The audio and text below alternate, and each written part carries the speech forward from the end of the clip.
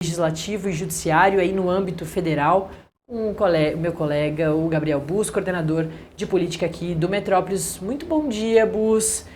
Caramba, né? A gente vê, portanto, Legislativo e Judiciário não só brigando e também Executivo na esfera federal, mas também na esfera estadual. Aí ontem teve essa reviravolta no caso do Bacelar, pelo menos uma demonstração do Legislativo que não está concordando com o que a Justiça vem fazendo com o presidente lá da Alerj, mas é a Justiça que vai mandar prender, aliás, ou soltar, né, nesse caso.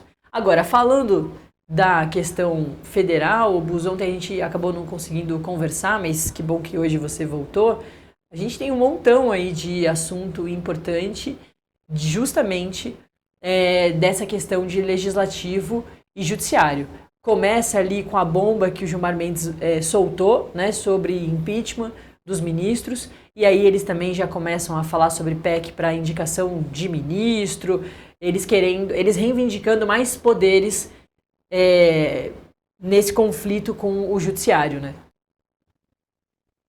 Pois é, Nath, bom dia para quem está nos assistindo. É uma reta final do Congresso um pouco turbulenta, porque você tem essa discussão agora em torno da decisão do ministro Gilmar Mendes de semana passada, em relação a impeachment de ministros do Supremo, e isso desencadeou uma série de projetos que estavam natimortos dentro do Senado, dentro da Câmara, que são aqueles projetos que delimitam o poder das decisões monocráticas no Supremo Tribunal Federal, criam ali um número de anos específico que um ministro pode ficar, ou seja, criam um mandato para ministros do Supremo.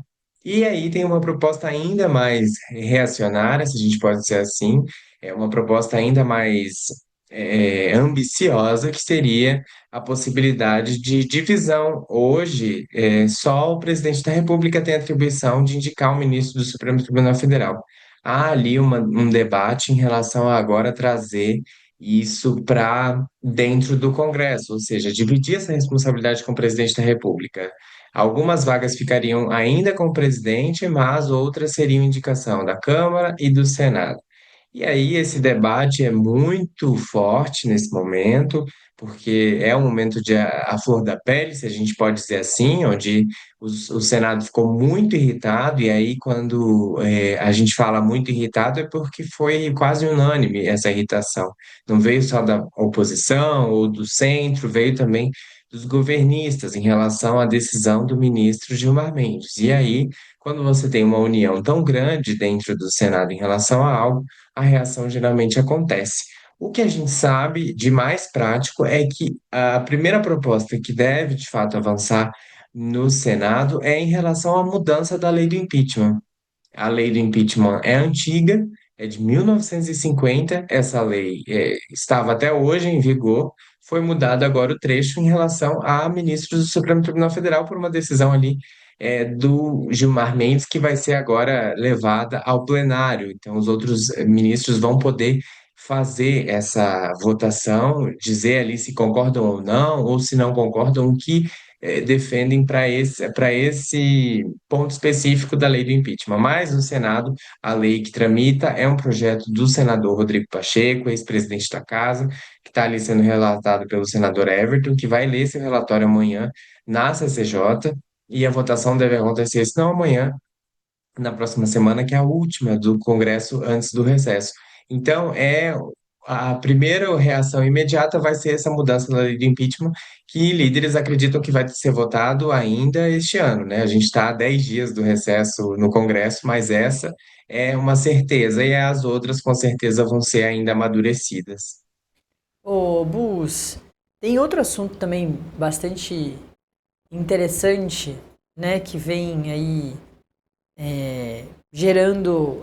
Na verdade, a partir de hoje, a gente vai entender melhor os desdobramentos disso, mas que é a questão da expulsão do Celso Sabino, né, ministro do Turismo do presidente Lula, ficou num cai, não cai, sai do governo ou não.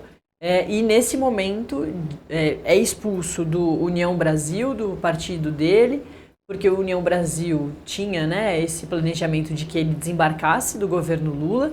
Ele não desembarcou por entender que o projeto do governo Lula é muito mais interessante do que o projeto para 2026 do União Brasil. E isso a gente vai ver aos montes, muito provavelmente, né? Ou gente que vai colar num é, possível candidato, que Lula já se coloca como candidato à reeleição lá em 2026, muito bem nas pesquisas. Até agora ninguém derrota o presidente Lula. E muita gente que talvez acredite no projeto do bolsonarismo, mesmo sem o líder dele ali à frente, né? E com essas atrapalhadas aí dessa escolha do herdeiro político, reforçando, como a gente já disse ontem e hoje as pesquisas confirmam, o nome do Flávio Bolsonaro não é o melhor, pelo menos por enquanto, para a opinião pública. Então muita gente também talvez desembarque desse projeto para 2026. Isso a gente vai ver aos montes daqui para frente, né? Com certeza, Nath. Mais uma vez, a família tenta usar da chantagem para salvar o pai, né? Foi assim com o tarifaço, o Eduardo Bolsonaro trabalhando ali para trazer algum impacto, tanto econômico quanto jurídico para o Brasil, porque você teve autoridades sancionadas e que ainda estão sancionadas, para tentar salvar o julgamento do pai, Jair Bolsonaro, e agora você tem também uma decisão política da família de colocar o filho como herdeiro, nesse momento, do pai para ser candidato às eleições de 2026. Flávio, nas primeiras 48 horas, já disse que teria um preço, que seria o avanço da anistia, que seria colocar o pai nas urnas em 2026. A gente sabe que o debate da anistia não une o centrão em torno do bolsonarismo. Há muita resistência do centro em votar uma pauta que não é popular, uma pauta que tem o apoio massivo do bolsonarismo, mas se limita ao bolsonarismo. Quando você pega pesquisas de opinião de diferentes institutos, aqui a gente não está falando nem de um específico, a maioria da população rejeita a anistia e esse projeto não conseguiu avançar na Câmara neste ano, nem no Senado, nem mesmo a dosimetria, porque aí entra no impasse com a própria oposição, que é contra uma dosimetria, que quer mesmo a anistia, e que mesmo aqueles que reconhecem, a gente tem visto que o PL, algumas alas do PL já têm se admitido a questão da dosimetria, aí não se chega a um acordo sobre quanto seria essa dosimetria. Então, é um debate muito duro, é um debate difícil, e que agora, mais uma vez, se coloca uma candidatura de um nome que a gente falou aqui, inclusive no dia da prisão do ex-presidente, que se colocou como porta-voz desde o minuto um ali. No momento em que Jair Bolsonaro foi preso, Flávio fez aquela live durante o dia da prisão, falando sobre o pai, e depois tentou fazer ali amarras, enfim. E agora também se coloca, se autoproclama Flávio como candidato, porque Jair Bolsonaro não pode falar, então Flávio está falando por si, pelo pai também, e obviamente trazendo toda essa questão da anistia. A gente sabe que o prazo é muito curto, é muito difícil que daqui para a semana que vem o ambiente mude drasticamente a ponto de se aprovar um texto tão polêmico. Então, é um ambiente muito difícil e que coloca ainda mais fogo nessa fogueira aí em relação à direita e aos candidatos de direita, porque ontem teve uma reunião entre caciques ali de partidos do Centrão e de lá não saiu nenhum apoio formal, o que coloca ainda mais chances de uma pulverização das eleições do ano que vem com vários candidatos da direita. A gente sabe, tem vários governadores que estão em final de mandato e que podem concorrer. Governador de Goiás, Ronaldo Caiado, governador de Minas, Romeu Zema, e governador do Paraná, Ratinho Júnior.